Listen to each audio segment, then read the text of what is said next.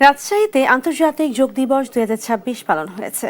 মঙ্গলবার সকালে রাজশাহী চেম্বার ভবন অনুষ্ঠানে প্রধান অতিথি ছিলেন সংসদ সদস্য শফিকুল ইসলাম মিলন।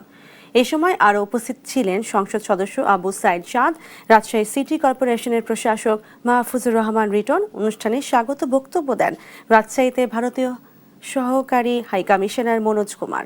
এ সময় বক্তারা যোগ চর্চা ব্যক্তি জীবনে শৃঙ্খলা, মানসিক স্থিতি ও ইতিবাচক বৃদ্ধিতে সহায়ক বলে উল্লেখ করেন। For the better connectivity, we have been doing all the possible efforts, and already there are people-to-people relations between both the country.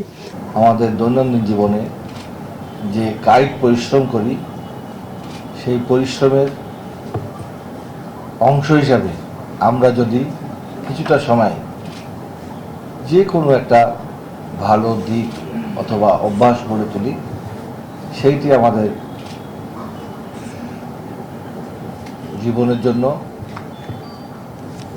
একটা পথ